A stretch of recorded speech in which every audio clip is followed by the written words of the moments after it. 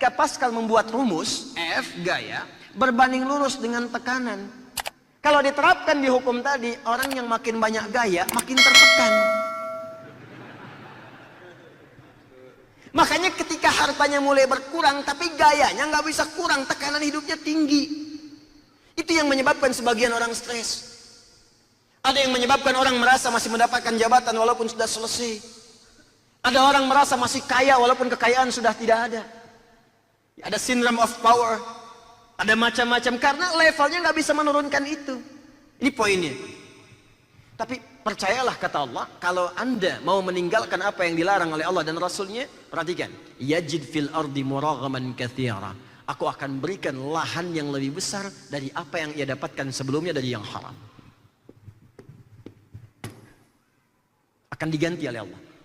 Kalau Anda mau berjuang meninggalkan yang haram-haram, walaupun awalnya nggak mudah. Awalnya tinggalkan dulu, tinggalkan dulu, tinggalkan dulu. Apa yang Anda dapatkan pertama kali, bukan harta yang langsung diganti. Wasa'ah. Yang aku berikan bukan hartanya dulu. Yang aku berikan kelapangan hatinya dulu. Di orang hijrah itu yang pertama Allah anugerahkan bukan harta. Salah Anda kalau motivasi Anda berhijrah dapat harta itu keliru. Salah. Yang Anda dapatkan pertama kali, orang hijrah itu ketenangan hati. Sah. Lapang.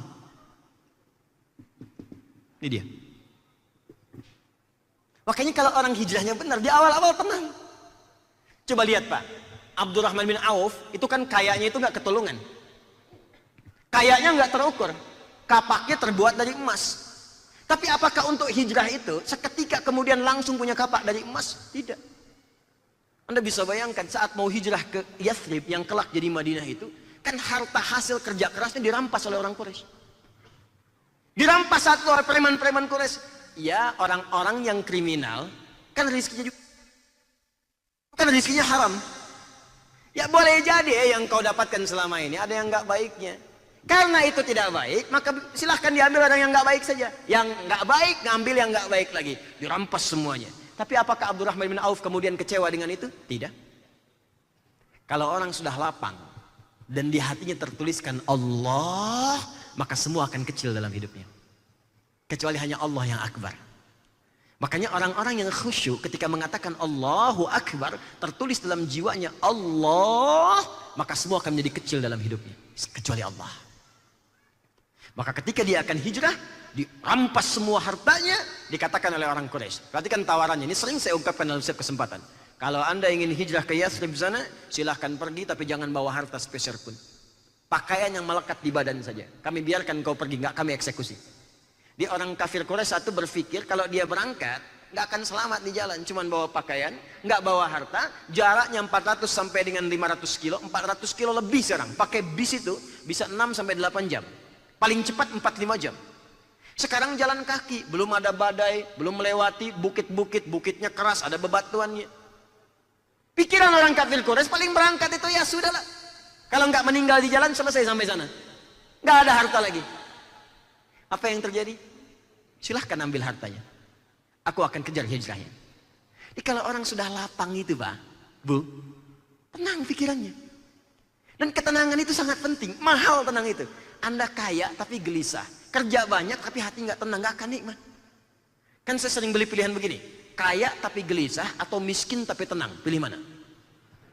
Jangan ada yang ketiga. Belum saya terangkan. Kaya tapi gelisah atau miskin tapi tenang. Pilih yang mana?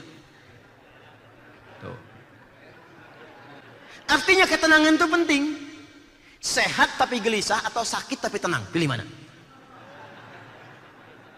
Itu saking pentingnya ketenangan, itu Anda nggak mau tinggalkan. Makanya ibadah pun didesain oleh Allah untuk menenangkan hati. Coba sholat, baca Al-Quran, berdoa, zikir. Itu kan semua zikir namanya. Sholat disebut zikir. Quran surah ke 20 ayat 14 tadi imam kita bacakan. Wa aqimis sholata lidzikri. Doa disebut zikir. Quran surah 7 ayat 205. Wadhkur rabbaka fin nafsik. Ba'da sholat zikir. Quran surah keempat ayat 103. Fa idza qadaytumus sholata fadhkurullah. Anda baca Quran zikir, Quran surah 15 ayat 9. Anda murajaah menghafal Quran zikir, Quran surah 54 ayat 17, 22, 32, 40. Apa fungsinya? Menenangkan hati. Dari mana taunya? Quran surah 13 ayat 28. Ala bi dzikrillahi tatmainnul qulub. Makanya saat Anda sholat, tenang hati. Masuk masjid tempat sholat, tenang hati. Baca Quran, tenang hati. Ada masalah buka mushaf, baca Quran, hati tenang. Ada masalah sholat, hati tenang. Jadi ketenangan itu penting. Makanya orang yang hijrah kalau benar hijrahnya, yang pertama diberikan ketenangan hatinya. Jadi kalau Anda hijrah hati Anda belum tenang, berarti ada yang belum sempurna hijrahnya. Ada tahapan yang terlewati di sini. Maka yang paling dahsyat, saya ini kan mendekat kepada Allah.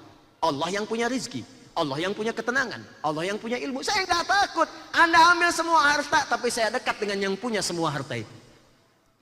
Jadi kalau sudah dekat dengan Allah, mau mintanya gampang. Sudah hatinya tenang, dekat dengan Allah, mau minta apa saja langsung diberikan. Anda dekat dengan pimpinan, pekerjaan Anda mudah. Anda dekat dengan Allah, apa yang tidak mudah bagi Allah. Maka ditinggalkan semua harta itu, berangkat kemudian ke Madinah, ke Yathrib. Begitu sampai sana diterima oleh orang paling kaya di Yathrib. Sami'tu annaka kunta ghaniyan. Saya dengar Anda itu pernah kaya. Khudh famali, kalau pengen kaya lagi ambil setengah harta saya. Apa jawabannya? Saking tenangnya hatinya mengatakan jazakallahu khairan bima ma'na arini ainal aswaq.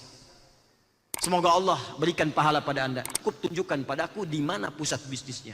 Kerja kemudian jadi penyalur kambing pada awalnya. Setahun jadi orang paling kaya di Madinah. Setelah tenang hatinya, nikmat hijrahnya, gampang kerjanya, tawakal tinggi kepada Allah, baru Allah limpahkan rezeki sesuai dengan passionnya. Kalau dia passionnya ilmu, diberikan ilmu dengan batasan yang sangat luar biasa dari kalangan manusia. Kalau passionnya kedudukan, diangkat setinggi-tingginya. Kalau passionnya di bisnis, diberikan limpahan harta yang kuat. Jadi kalau orang sudah hijrah diberikan harta, hartanya pasti digunakan pada yang baik. Kalau orang hijrah dapat kedudukan digunakan membuat kebijakan yang baik. Kalau orang hijrah sudah baik, punya ilmu, ilmunya digunakan mendidik dengan cara yang baik. Itu yang kita butuhkan. Makanya ketika orang hijrah nggak akan diberikan dulu Pak pengetahuan, nggak akan diberikan kedudukan, nggak akan diberikan kekayaan, yang diberikan ketenangan dulu. Itu poinnya. Nah sekarang coba Anda buktikan. Anda sebelum datang ngaji dengan setelah ngaji, kan keadaan hatinya pasti beda. Kalau ngajinya benar. Kalau ngajinya nggak benar, tetap gelisah juga. Jelas ya? Nah, ini bagian pertama. Jadi yang pertama, bisa jadi orang berhijrah itu boleh jadi ada kaitan dengan pengurangan harta yang selama ini dia rasakan. Sesungguhnya bukan ingin berkurang, tapi Allah ingin pisahkan antara yang Allah tidak sukai dengan yang disukainya. Bukankah hijrah berpindah mendekat kepada Allah? Sedangkan Allah itu maha suci dan hanya mencintai yang suci-suci. Makanya ketika Anda mendekat kepada Allah, maka yang tidak suci dikeluarkan dari diri Anda. Perilaku yang tidak baik, harta yang tidak baik, ilmu yang tidak baik, dihilangkan dulu, baru ditambahkan pada nilai-nilai kebaikan yang lain.